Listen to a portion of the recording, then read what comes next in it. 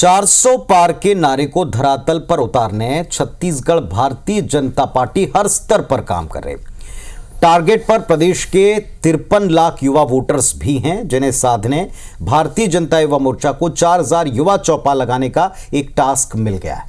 Bharatiya Janata party Ramnavami पर बड़े आयोजन करने जा रही है। इस मौके पर भारतीय जनता पार्टी के जो नेता हैं वो घर घर दस्तक देंगे और लोगों को बताएंगे कि राम मंदिर बनाने का वादा पूरा किया गया है।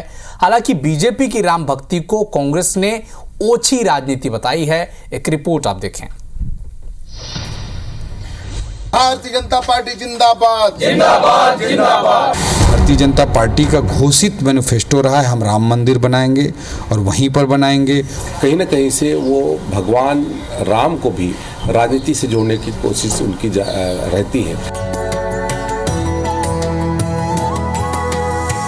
अयोध्या में रामलला की प्राण प्रतिष्ठा के बाद बीजेपी अब की बार राम रथ पर सवार होकर 24 का युद्ध जीतने निकली है। उत्तर से लेकर दक्षिण तक बीजेपी नेता राम के जरिए चुनावी वैतरणी पार लगाना चाहते हैं। 19 अप्रैल को पहले चरण की वोटिंग है और उसके ठीक 2 दिन पहले 17 अप्रैल को रामनवमी है। लिहाजा खुद को सनातनी पार्टी बता चुकी बीजेपी रामनवमी पर घर घर जाकर माहौल भगवामय करने की प्लानिंग कर रही है।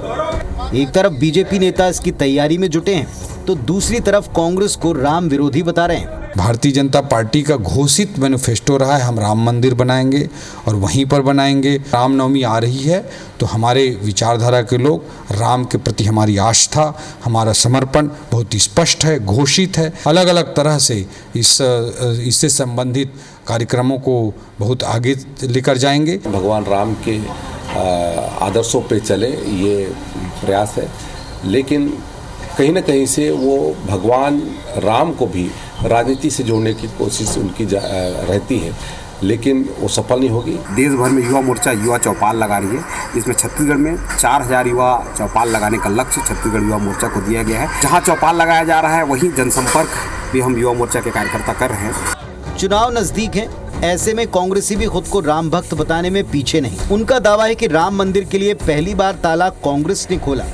राम सभी के दिलों में बसते हैं, जबकि बीजेपी केवल राम नाम पर राजनीति करती है। सिर्फ और सिर्फ ये जो चुनावी हथकंडे हैं, चुनाव के समय इनको भगवान याद आते हैं। चुनाव में भारतीय जनता पार्टी जो पहले कभी नहीं करती थी, जो है वो आज चुनावी वर्ष होने के कारण और एकदम बिल्कुल चुनाव सामने में है। इस तरह से भारतीय जनता पार्टी हमेशा धर्म के आड़ पर, जाति मजहब के आड़ पर राजनीति करती है।